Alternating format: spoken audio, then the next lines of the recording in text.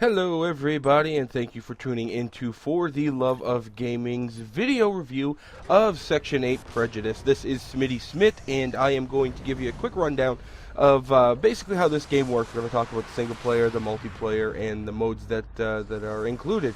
Now, this game is a $15 downloadable title on Xbox Live Arcade, and the content that's packed into this thing is worthy of a $60 full retail game, but Timegate Studios, the developers, decided they wanted to save some cost on packaging, shipping, pressing discs, things like that, and release it, on Xbox Live Arcade instead. And I think it has certainly been successful for them because they've got, I think anyway, they've got more sales than the first iteration of the game, which was just called Section 8.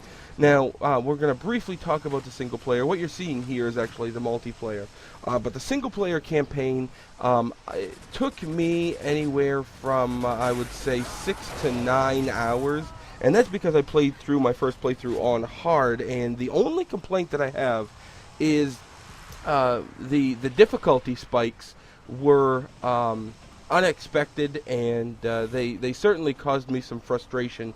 At certain times in the game, it was almost unwarranted. But I soon figured out that the reason I was having these difficulty spikes is because me as a player, I wasn't changing my tactics, I wasn't changing my loadouts, which we'll get to in a minute, and I was trying to approach every battle the same way, and you can't do that. So while I use that as a negative, it's kind of a positive because it forces you to play the game the way it's meant to be played, and that's constantly changing and evolving. So I guess I can't really take points off there. The only other thing I can say is that in the multiplayer mode, the purchasing of deployable turrets and things like that, which you just saw in the video, isn't really available in the single player. There's a couple of things here and there that might ask you to plant them, for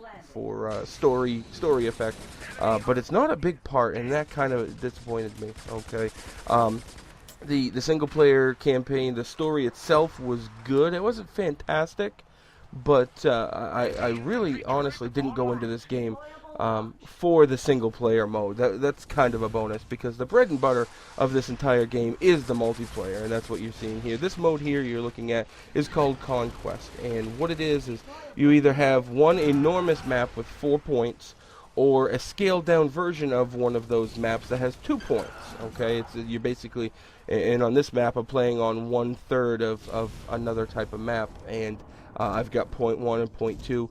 Your job as a player, and your team's job, is to capture those points to earn points throughout the game. And you'll see at the top of the screen, in the middle of the screen, my team, the blue team, is currently winning 244 to 32, with 1,000 being the goal in the middle. It also shows which points we currently own. We own 1 and 2. Now, I'm playing this game on trivial mode, which is the easiest mode. Okay, and I did that because I wanted to show you guys, what you're getting into. And I'm playing against bots. Okay, and that's definitely a bonus to having this game, is that you don't have to be online to experience, everything that the multiplayer mode can throw at you. Now, you do need to have at least 4 players online with you in order to rank up, and I think there are 75 levels.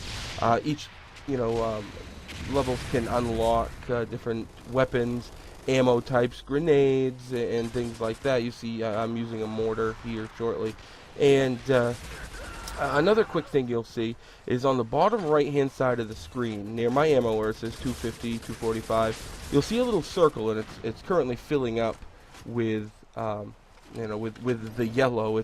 That's a cooldown, and what that is an auto lock on. Okay, and if an enemy is far away, or you're using a sniper rifle and you can't get it just right, all you have to do is click that right thumbstick and it will auto target for you.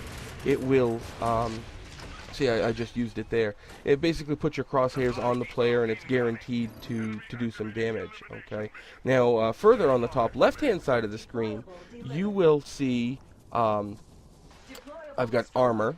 once the armor's gone, which it can drain rather quickly, I have health. All right, so once your health is gone, you will be dead. Throughout the multiplayer mode here in Conquest, these little mini side missions will pop up that can help you earn extra cash and extra points for your team. What you're seeing here is the DCM mission for the other team, and what that does is it puts a target on every single player on your team, and it's the enemy's job to seek you out and kill you. If they can kill every player on the team once, then they've successfully completed their DCM mission. Now there are other things like escort missions or protect such and such base, things like that, and it really adds a bit of flavor to the game itself. Now there's also friendly fire. You can set that on or off. You can set it so you can only affect the armor. You can set it so it affects armor and health, so you can actually kill your opponents. Most people don't, because it's a pain in the ass, especially if it's just set to armor, which is what the typical or the default settings are. It's a pain in the ass when you get your armor wiped out by a teammate, only to have a member of the enemy team come by and wipe you out in 2 or 3 seconds. Okay. The other mode that's added is a horde mode like game called Swarm, and what it is you shoot in, okay, out of orbit, and you have 1 point. You and up to 3 friends, so a total of 4 players.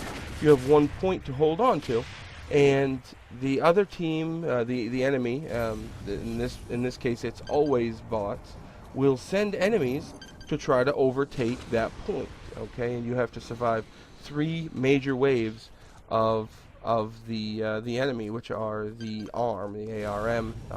They're basically the bad guys. They're sections or a squad of former Section 8 members, and they're pissed off. That's basically what the single player revolves around as well. So overall, the controls are very good.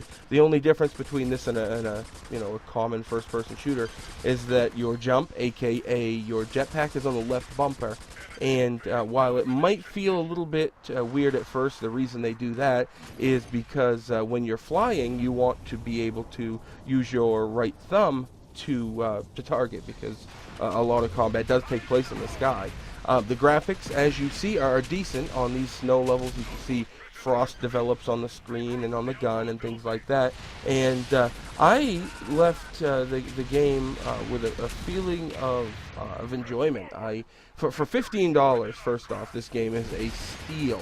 For $60, this game still would be a good game, and I'm very happy that Timegate Studios actually decided to make it a $15 game and make it more available to the masses, because this game certainly has legs. You're going to see some MLGers doing this. You're going to see some pro tournaments, I have no doubt. If you're on the fence about it, certainly pick it up. If you haven't heard of it, or you really didn't have any desire to play it, download the demo, give it a shot. I think you're going to be impressed like I was. And if you happen to see me, Smitty Smith, in a game, in between shooting me in the face, give me a hello. I'd love to play with some of you folks. So there is my review. Overall, I would say probably 4.5 stars out of 5. And again, if it's something you're interested in, don't hesitate. Pick it up. $15. Xbox Live Arcade, coming to PC in May and PS3 sometime later this summer. Thanks, guys. Take care. Denied. Taking cover.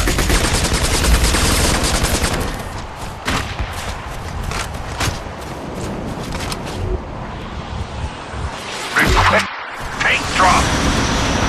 Vehicle transport inbound.